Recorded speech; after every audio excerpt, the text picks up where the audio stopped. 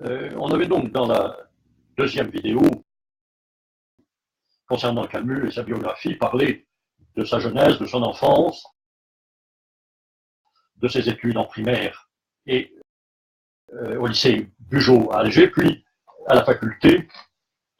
Et nous l'avons laissé à la fin de ses études supérieures, soutenant un mémoire sur un des pères de l'Église, Saint-Augustin.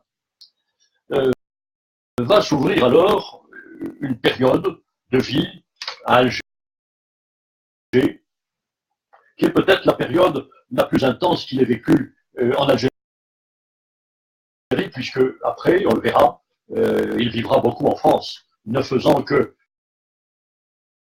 quelques voyages en Algérie pour revenir voir notamment sa famille et notamment sa mère. Donc dans cette période qui suit ses études et qui va jusqu'à la guerre et à son expulsion d'ailleurs d'Algérie, il a une activité très intense. Il faut d'abord signaler qu'il va se marier. Il va se marier avec une jeune femme issue de la bourgeoisie aisée d'Alger. Cette jeune femme est la fille d'une dentiste qui a un cabinet qui marche bien, qui habite une villa sur les hauteurs d'Alger. Et cela fait entrer Camus, d'une certaine manière, dans un monde encore nouveau, et celui de la bourgeoisie riche d'Algérie. Mais ce mariage ne sera pas heureux. Cette jeune femme qu'il a enlevée, d'une certaine manière, à son ami Max-Paul Fouché, dont vous avez peut-être entendu parler, qui est un littéraire lui aussi, qui a tenu d'ailleurs la radio, si ma mémoire est bonne, des chroniques littéraires, était amoureux de cette jeune femme, mais c'est Camus qui l'emporte et il se marie. Je disais, ce mariage n'a pas été heureux parce que cette jeune femme est très libre, assez brillante, mais également assez fantasque, et elle va très vite révéler un défaut extrêmement grave, c'est qu'elle se drogue, et elle se droguera de plus en plus, ce qui va conduire à l'échec de ce mariage. On peut faire une parenthèse ici et dire que, d'une certaine manière, Camus, qui a beaucoup aimé les femmes, n'a pas été toujours très heureux dans le mariage, et qu'il a ensuite connu beaucoup de maîtresses, et notamment Maria Casares, dont on vient de publier chez Gallimard un très volumineux livre qui est celui de l'échange des correspondances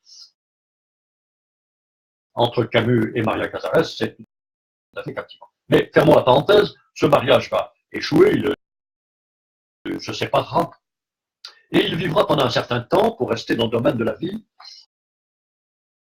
dans une villa sur les hauteurs d'Alger, avec une sorte de groupe de jeunes gens, jeunes filles et jeunes hommes, intellectuels, dessinateurs, artistes, professeurs, et il appellera cette maison la maison devant la mer, devant le monde, car elle donne sur la Méditerranée, et bon, il y a là une sorte de vie de bohème, mais que Camus apprécie assez. Ceci dit, il faut qu'il gagne sa vie, il faut qu'il travaille, et comme je vous l'ai dit la dernière fois, il n'a pas pu intégrer l'éducation nationale à cause de sa tuberculose, il va donc s'orienter ailleurs, et c'est là que va être cette période dont je disais qu'elle est la plus active en Algérie, à la fois de militantisme, d'activité politique et d'activité professionnelle. Dans l'ordre du militantisme, de l'activité culturelle, c'est là qu'il va commencer à s'intéresser au théâtre, à créer une troupe, à mettre des pièces, à écrire et en tout cas à travailler, adapter des pièces et aller jouer lui-même, d'ailleurs, les mettre en scène, les faire jouer par ses camarades.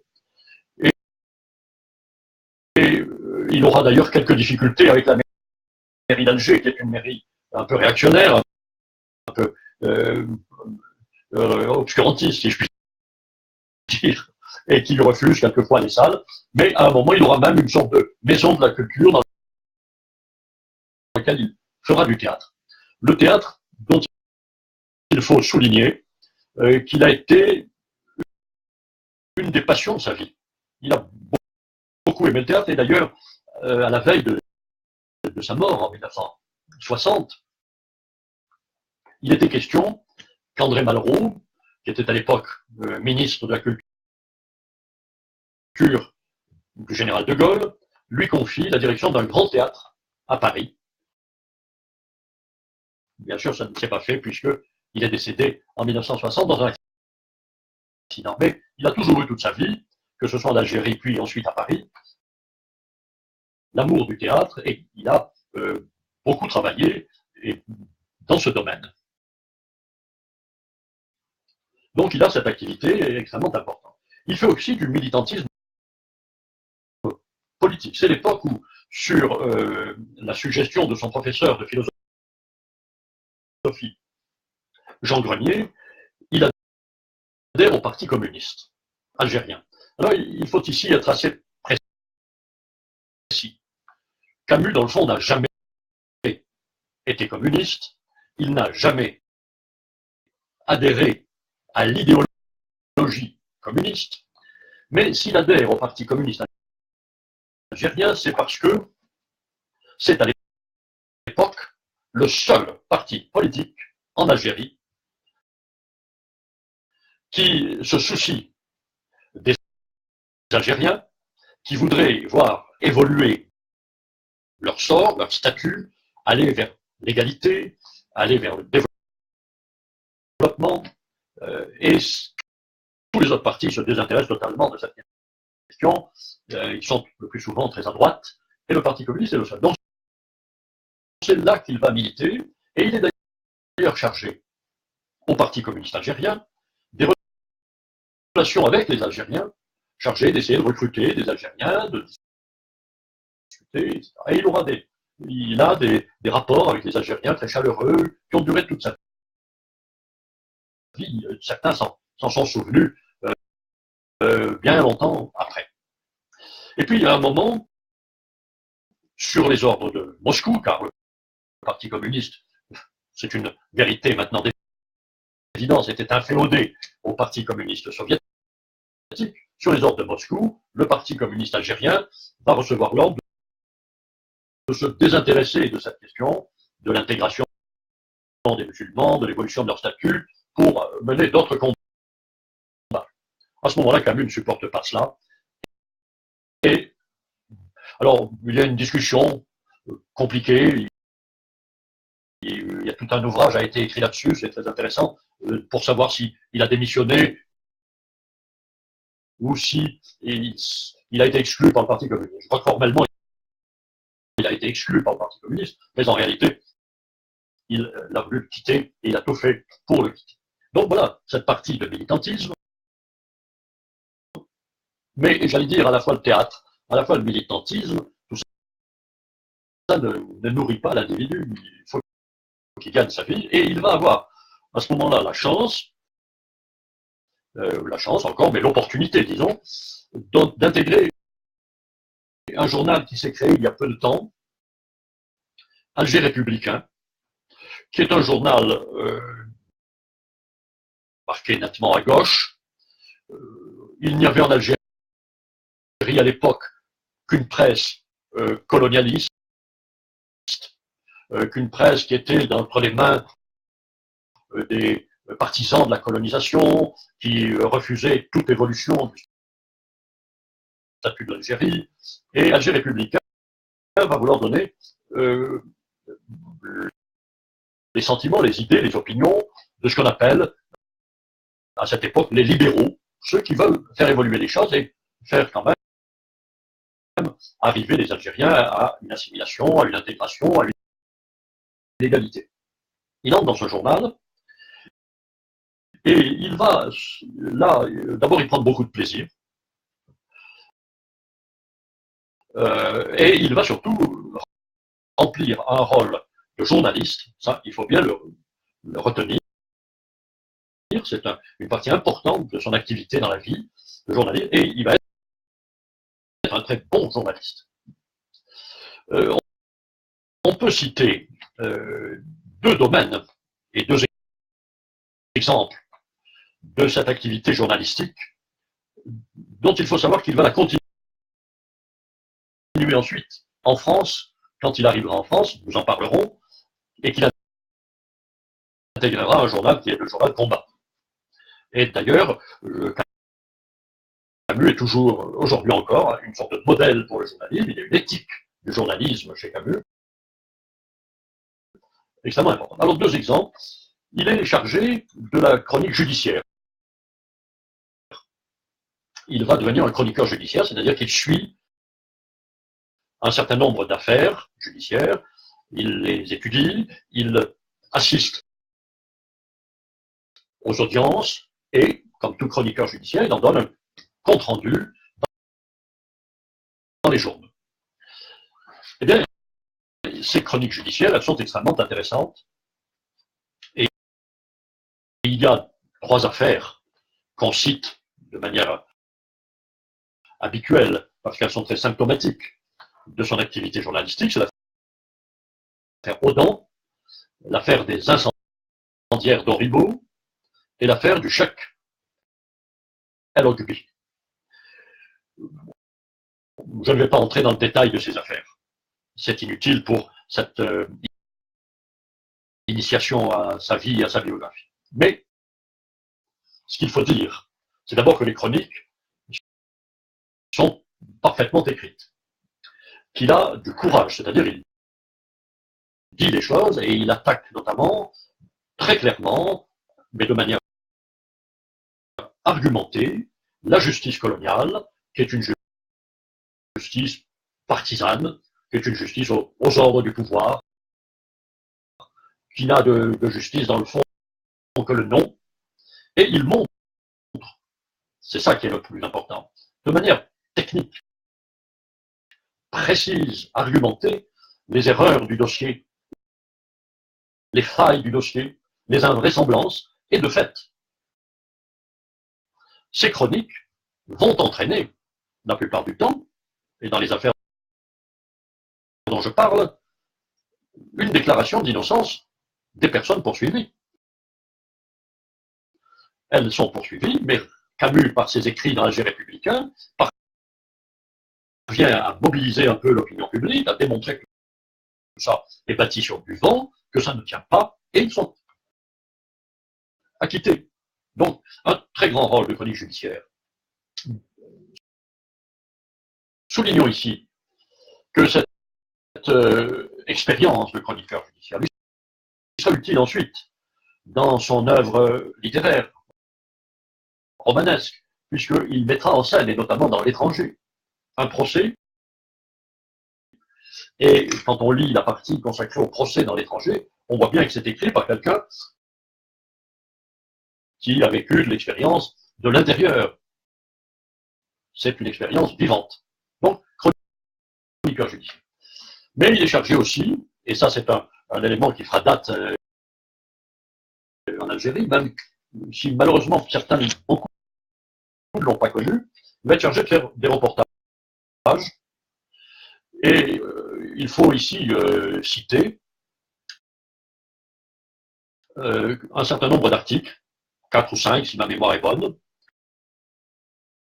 parus aussi dans l'Alger républicain et qui s'intitule La misère en Kabylie. Camus, nous sommes dans les années 38, 39, 40, 39, je crois, se rend en Kabylie pendant plusieurs jours, plusieurs semaines. Il visite le pays, il enquête dans tous les domaines, le domaine économique, le domaine social, le domaine de l'école, le domaine du travail. Et il va rédiger ces 5 ou 6 articles misère en Kabylie, qui sont il faut les lire, extrêmement durs pour le régime colonial, pour le gouvernement de Paris, pour le gouvernement général en Algérie. Il dit des vérités sur l'abandon dans lequel est laissée cette population kabyle, la misère dans laquelle il vit. Il y a des descriptions absolument affreuses de cette misère qu'il décrit. Et ce reportage va évidemment faire l'effet d'une sorte de bombe. Et au point d'ailleurs que Camus sera très vite expulsé d'Algérie. On lui demandera de quitter l'Algérie parce qu'il éclaire des vérités. Et encore une fois, ces articles sur la misère en Kabylie sont à la fois très documentés. Il y a des chiffres, il y a des statistiques, il y a des entretiens, il y a vraiment une étude approfondie, non pas superficielle. Mais par ailleurs, et c'est ce qui rajoute toujours à un article de journal, c'est magnifiquement écrit. Et ici, je voudrais vous lire un tout petit extrait qui n'est pas technique de cet article sur la misère en Kabylie, pour vous montrer à la fois le style de Camus, la beauté de ce style, l'élévation de sa pensée et finalement l'empathie, la sympathie qu'il exprime à l'égard de ce peuple kabyle qu'il a appris à connaître. Voilà ce qu'il écrit dans une fin d'article. Pour aujourd'hui, j'arrête ici cette promenade à travers la souffrance et la faim d'un peuple. On aura senti du moins que la misère ici n'est pas une formule ni un thème de méditation. Elle est, elle crie et elle désespère. Encore une fois, qu'avons-nous fait pour elle? Et avons-nous le droit de nous détourner d'elle? Je ne sais pas si on l'aura compris, mais je sais qu'au retour d'une visite à la tribu de Tizi Ouzou, j'étais monté avec un ami kabyle sur les hauteurs qui dominent la ville. Là, nous regardions la nuit tomber. Et à cette heure, où l'ombre qui descend des montagnes sur cette terre splendide apporte une détente au cœur de l'homme le plus endurci, je savais pourtant qu'il n'y avait pas de paix pour ceux qui, de l'autre côté de la vallée, se réunissaient autour d'une galette de mauvais orges. Je savais aussi qu'il y aurait eu de la douceur à s'abandonner à ce soir si surprenant et si grandiose, mais que cette misère dont les feux rougeoyaient en face de nous mettait comme un interdit sur la beauté du monde. Descendons, voulez-vous, me dit mon compagnon. Eh bien, quand vous lisez des articles comme ça, vous avez affaire à effectivement un journaliste éclairé et documenté, mais vous avez aussi affaire à un grand écrivain. Donc, il a cette activité de journaliste extrêmement importante et qu'il continuera, comme je vous l'ai dit, ensuite en France. C'est aussi à cette époque dont nous parlons, un peu avant la guerre, la Deuxième Guerre mondiale, qu'il est frappé par la maladie dont je vous ai parlé, la tuberculose, qui l'obligera à des soins, à des arrêts dans l'activité toute sa vie. Et on le voit notamment encore en lisant les lettres avec Maria Casares, il y a des moments où il faut qu'il s'arrête, qu'il aille reprendre, j'allais dire, son souffle. est là-dedans. Alors voilà cette partie de l'activité en Algérie, donc très dense, multiple, toujours soucieuse de l'évolution de ce pays, et où il se forme en matière de théâtre, de journalisme. Et on aboutit ici, et j'en terminerai pour le moment à ce stade, il est invité à quitter l'Algérie par le pouvoir politique, et il se rendra donc en France, où pratiquement ensuite il vivra pas constamment avec des allers-retours en Algérie. Voilà la deuxième partie de la biographie d'Albert Camus. Retenez son métier de journaliste, son amour du théâtre, c'est les deux éléments clés dans sa vie à cette époque. Merci.